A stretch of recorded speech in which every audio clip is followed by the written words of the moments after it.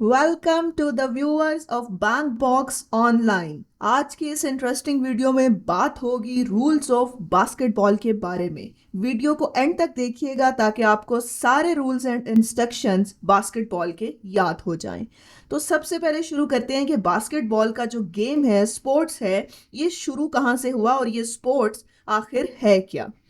So, one of the most popular supporting disciplines in the world, basketball, made its first appearance at the Olympics as a demonstration sport at the 1904 Louis games. तो जो basketball है ये सबसे पहले Olympics में start हुआ 1904 में, और यहाँ से जो इसका स्पोर्ट्स है वो शुरू हुआ। इसके बाद पहली अपेयरेंस 1904 में ओलंपिक्स में बास्केटबॉल के गेम की हुई।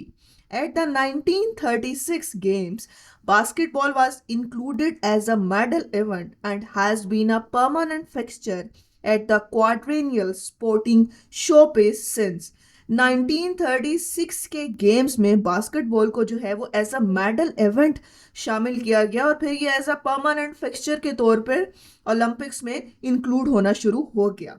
Women's basketball made its Olympic debut in 1976, और जो वुमेन्स का बास्केटबॉल का गेम था वो ओलंपिक में 1976 में शामिल हुआ।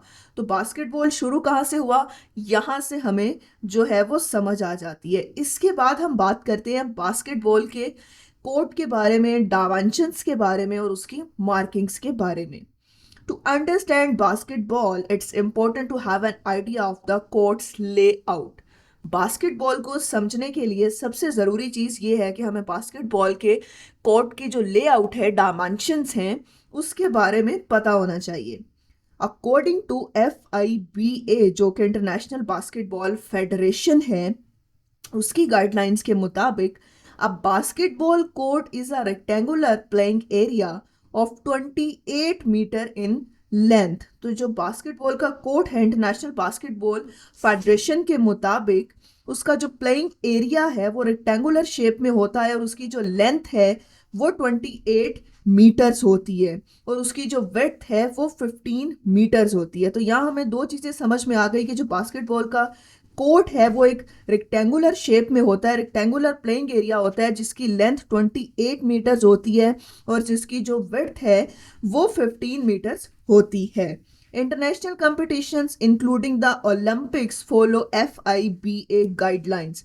तो जितने भी इंटरनेशनल इवेंट्स, जितने भी इंटरनेशनल कॉम्पिटिशन्स हैं बास्केटबॉल के, जिसमें ओलंपिक्स भी इंक्लूड है, वो सारे जो इसकी फेडरेशन है FIBA गाइडलाइंस, उसकी जो रूल्स एंड रेगुलेशंस है उसको फॉलो करते हैं। जो इंटरनेशनल बास्केटबॉल फेडरेशन है, पूरी दुनिया की जो बास्केटबॉल की गवर्निंग कर रही है वो। उसके बाद हम बात करते हैं बास्केटबॉल के रूल्स के बारे में। Basketball is a team sport and the game is played between two sides. जो बास्केटबॉल है वो एक टीम स्पोर्ट्स है जो कि दो साइड्स के दरमियान खेला जाने वाला गेम है। The core objective in a basketball game is to score points by putting the ball inside the hoop basket and to prevent the opposing team from doing the same। तो जो basketball game का core objective है point score करना, इस तरह से कि जो बॉल है उसको इनसाइड द होप यानी कि बास्केट में बास्केट करना और इस तरह से पॉइंट्स को स्कोर करना। और पॉइंट्स को स्कोर जो है वो दूसरी टीम को करने से रोकना, ये जो बास्केटबॉल का मेन ऑब्जेक्ट है। ये यहाँ से हमें समझ आ रहा है कि बास्केटबॉल का जो गेम है वो असल में है क्या।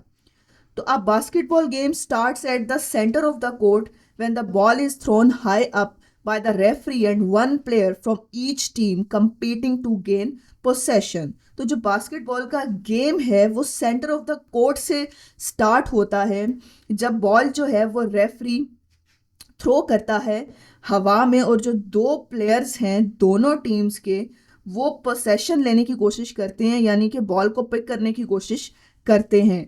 The team that catch the ball और इन पोसेशन, और जो टीम बॉल को कैच कर लेती है, पकड़ लेती है, पोसेशन मिल जाता है उसे रेफरी के बॉल हवा में फेंकने के बाद, तो उसको जो है ऑफेंसिव टीम कहा जाता है। While the other team note on the ball is the defensive team, और जो दूसरी साइड होती है जो कि पोसेशन पिक नहीं कर पाती उसे डिफेंसिव टीम कहा जाता है। इसके बाद हम बात करते हैं बास्केटबॉल के पॉइंट स्कोरिंग सिस्टम के बारे में। बहुत ही बेसिक पॉइंट सिस्टम है जिसमें 3 पॉइंट जो है वो स्कोर होते हैं, 2 पॉइंट स्कोर होते हैं और 1 पॉइंट जो है वो स्कोर होता है। तो सबसे पहले हम देखते हैं कि 3 पॉइंट जो है वो किस तरह से स्कोर किए जाते हैं। 3 पॉइंट शॉट में shooting and scoring a field goal from anywhere outside the 3 point line arc wins the team 3 points. These are referred to as 3 points. 2 point shot. A field goal which is scored from inside the area encircled by the 3 point arc in the opposition half is worth 2 points. These are called 2 point system. 1 point shot. Points can also be accumulated through free throws which are worth a point each. Free throws are awarded to a team when the opposition team fouls.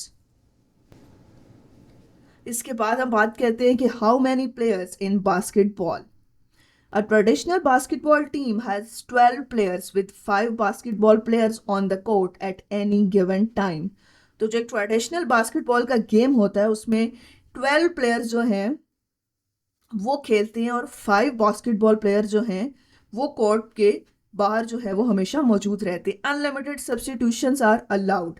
तो unlimited substitution जो है players का आप ले सकते हैं। 12 players के अलावा जितनी भी आप सब्सटीट्यूशन इस्तेमाल करना चाहें बास्केटबॉल के गेम में आपको मिल सकती है। The 5 players can be segregated into the following positions. इसके बाद हम बात करेंगे बास्केटबॉल के ऑफिशियल्स के बारे में कि कितने ऑफिशियल्स बास्केटबॉल के गेम को ऑफिशिएट करते हैं।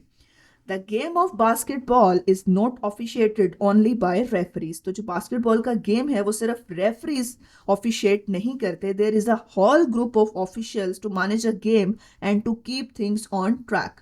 तो एक ऑफिशियल्स का ग्रुप होता है जो पूरे गेम को मैनेज करता है और चीज़ों को फिक्स करने की कोशिश करता है। The group includes referees, umpires, scorer, time keeper and shot clock operator. इस ग्रुप में referees, umpire, scorer, team keeper, shot clock operator शामिल होते हैं। तो उम्मीद करते हैं कि बास्केटबॉल के रूल्स एंड इंस्ट्रक्शंस आपको अच्छे से समझ आ गए होंगे। अगर इसी तरह की इंटरेस्टिंग वीडियोस आप देखना चाहते हैं तो बैंक बॉक्स के चैनल को सब्सक्राइब कर लीजिए। वीडियो अच्छी लगी हो तो लाइक करना मत भूलिएगा। आपसे बहुत जल्द अगली वीडियो में मुलाकात होगी।